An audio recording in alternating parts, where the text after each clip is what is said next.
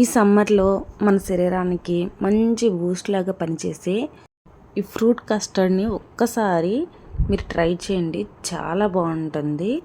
అయితే మనకి ఒక్క ఇంగ్రీడియంట్ చాలు, అదే కస్టర్డ్ పౌడర్.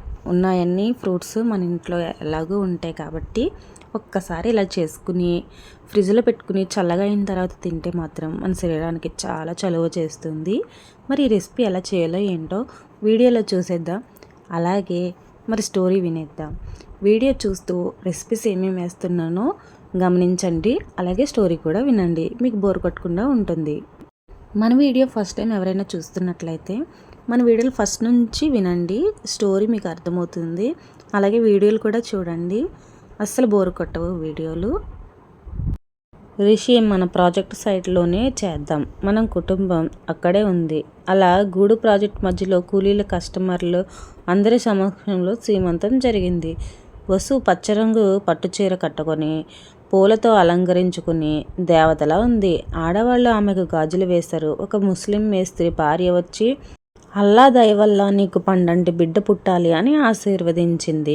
ఒక క్రిస్టియన్ నర్సు వచ్చి పండ్లు ఇచ్చింది. రిషి ఈ దృశ్యాన్ని చూసి గర్వపడ్డాడు. తన బిడ్డ ఏ మతానికి కులానికి పరిమితం కాదు. ఈ ప్రేమ అనే గూడులో అందరి ఆశీర్వాదాలతో పెరుగుతుంది. రిషి వాగ్దానం. ఫంక్షన్ అయ్యాక అందరూ వెళ్ళిపోయారు. రిషి వసుధ మోడల్ హౌస్లోనికి బాల్కనీలోకి తీసుకువెళ్ళాడు. అక్కడ చల్లని గాలి వీస్తుంది. వసుధ రిషి ఆమె చేతులు పట్టుకున్నాడు. నేను నీకు వాగ్దానం చేయాలి. ఏంటి? నేను నా బిజినెస్లో గెలుస్తానో లేదో తెలియదు, చక్రవర్తిని ఓడిస్తానో లేదో తెలియదు, కానీ ఒక భర్తగా ఒక తండ్రిగా మాత్రం నేను ఓడిపోను. నా బిడ్డకు ఆస్తిపాస్తులు ఇవ్వలేకపోయినా ఇలాంటి ధైర్యాన్ని, నాన్న గారి లాంటి ప్రేమను ఇస్తాను.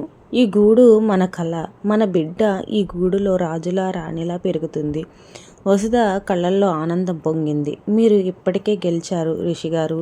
ఇలాంటి ఆలోచనలు ఉన్న తండ్రి దొరకడం ఆ బిడ్డ అదృష్టం. అప్పుడే కడుపులో బిడ్డ తన్నట్లు అనిపించడంతో వసుకు అదిగో విన్నారా, బిడ్డ కూడా అవునంటుంది. వసుధ నవ్వింది. రిషి ఆశ్చర్యంగా పొట్ట మీద చేయి వేశాడు. ఇంకోసారి కదలిక తెలిసింది.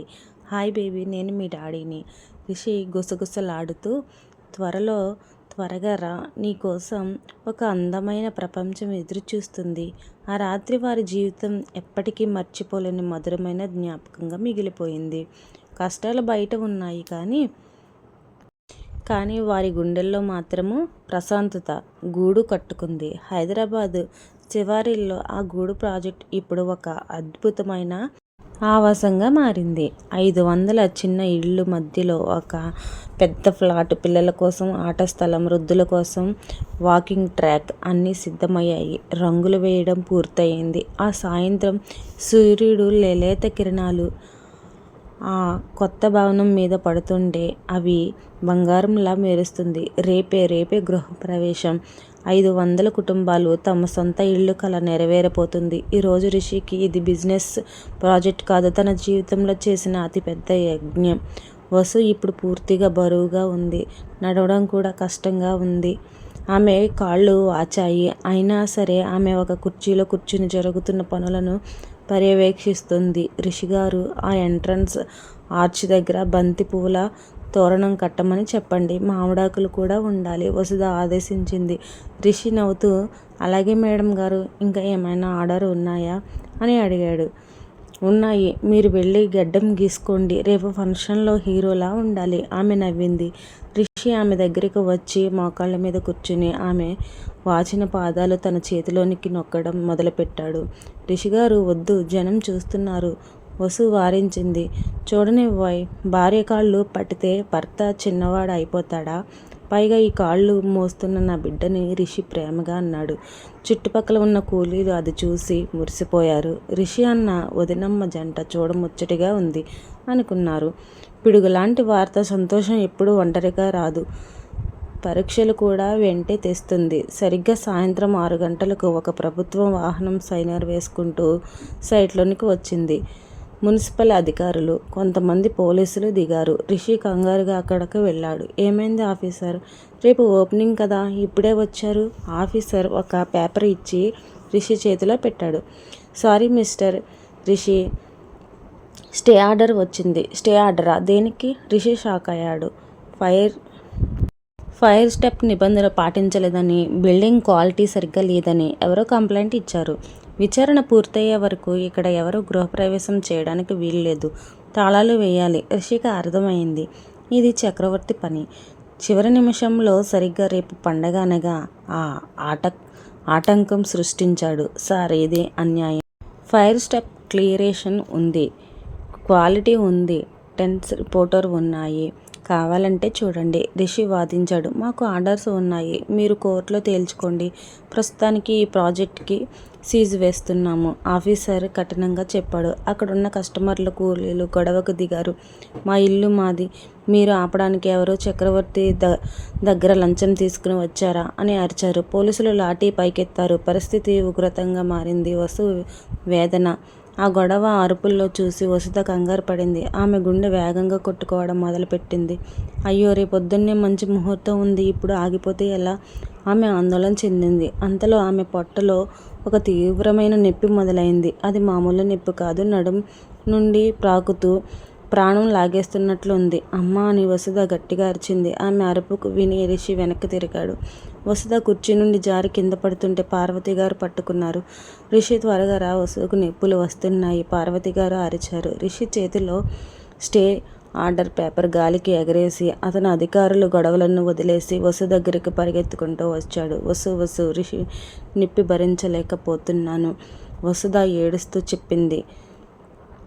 నీరు పోవడం మొదలైంది. రిషికి మైండ్ బ్లాక్ అయింది. ఒక పక్కన తన కలల ప్రాజెక్ట్ సీజ్ అవుతుంది, ఇంకో పక్కన తన భార్య, బిజినెస్ పార్ట్నర్, తన సర్వస్వమైన వసుధ నరకం చూస్తుంది.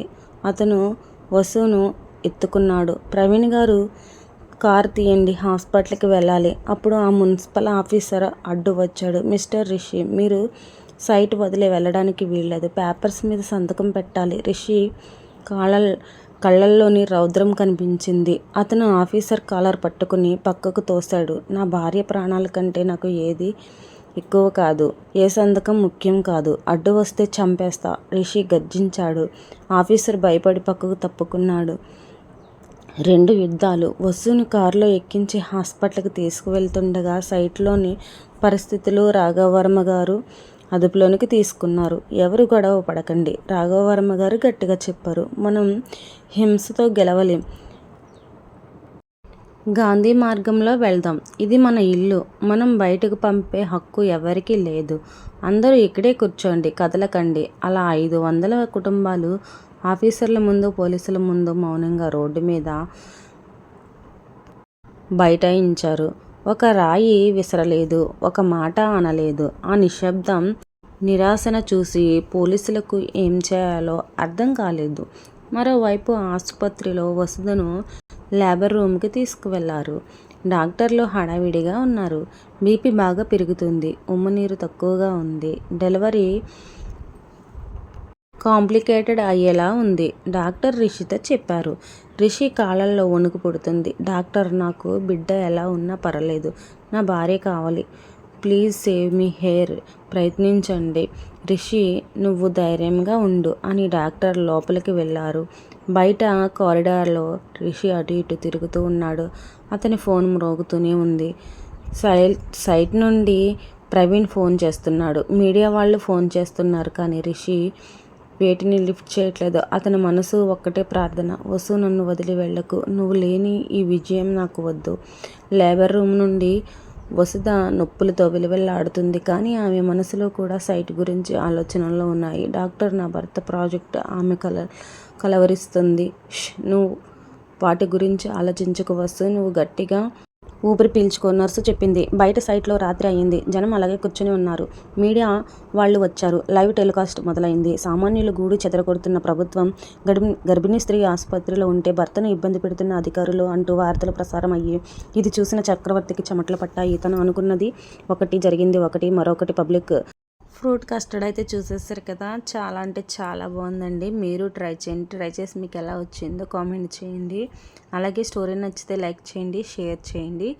Thank you for watching.